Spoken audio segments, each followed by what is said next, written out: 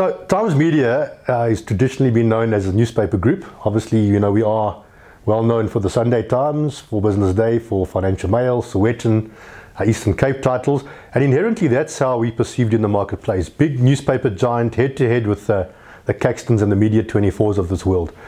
What we decided to do a couple of years back, in fact with our new CEO coming in, is to start moving away from being a newspaper group only and migrating ourselves more into the world of digital and into the world of broadcasting.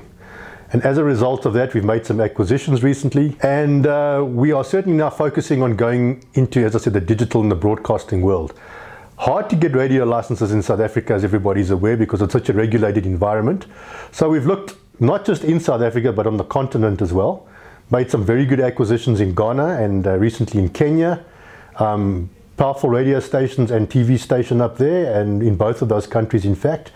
We don't see those big synergies yet in South Africa, but we do believe as more and more of the multinationals place their advertising down over here, there's a good opportunity we could become a conduit for them into Africa and into those broadcast channels. However, obviously the immediate synergies exist in South Africa.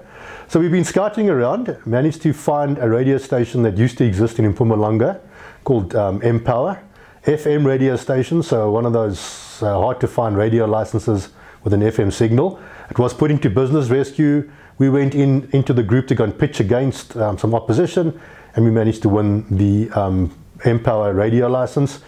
It was badly formatted, unfortunately. It was aimed at the wrong target audience. So we brought it out of business rescue. We reprogrammed it into the majority audience up in the Mpumalanga area. We renamed it Rise FM, and subsequent to that, Rise is now successfully on air and been broadcasting since the 1st of March. Subsequent to that, we managed to acquire a majority shareholding stake as well in Vuma FM, which is a gospel-based music radio station that covers the Kwa Zulu Natal area. Also a very nice acquisition for us, big reach of a good audience down there. So, you know, as you can see, we're migrating more and more into the broadcasting side. Mara will talk a little bit later about the digital assets, but certainly Times Live and Soweto Live are doing very well for us from a digital point of view. And we've just also recently managed to acquire the rights to Soweto TV sales. Soweto TV, as you know, is a community-based TV station broadcasting on the DSTV bouquet, as well as on a free-to-air channel at the moment. So great potential there. And then very recently, we managed to acquire the sales contract as well for Northwest FM. Northwest FM covers the Rustenburg area and the surrounds in the western part of South Africa. Very good radio station as well, good audience. So, you know, the natural sort of path that we're following here is to say, right, let's take all these different assets of ours and start looking at how we integrate them. How do we put our newspapers together with pertinent radio stations? How do we put our newspapers and radio stations together with Soweto TV? And most of all, how do we put all our digital assets together with all those different media types?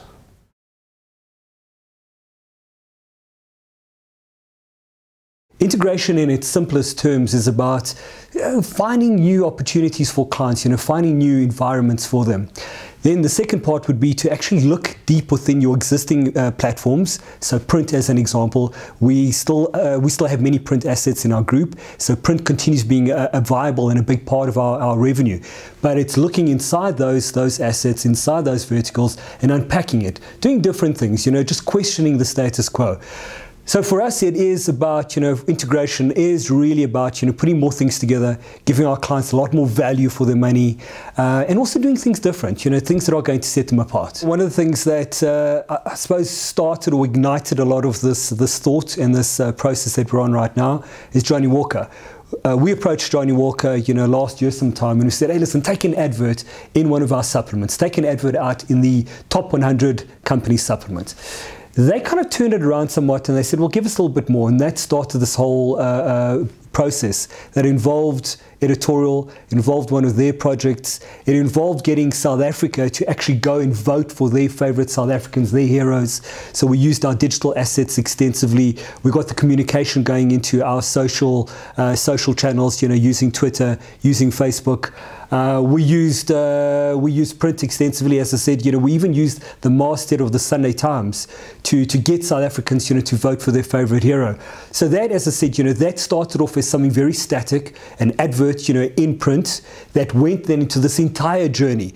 It extended then that they partnered with us, on the awards, and it culminated at the Top 100 Gala event, with them being there, with Client being there, with the South Africans that had been nominated, being there as well. So it was a whole big thing. There was immense PR value in that, huge amount of PR value. So what started off as a very, as I said, static campaign became this, omni-channel solution that we still look at now as one of the benchmark, for the projects that we're working on.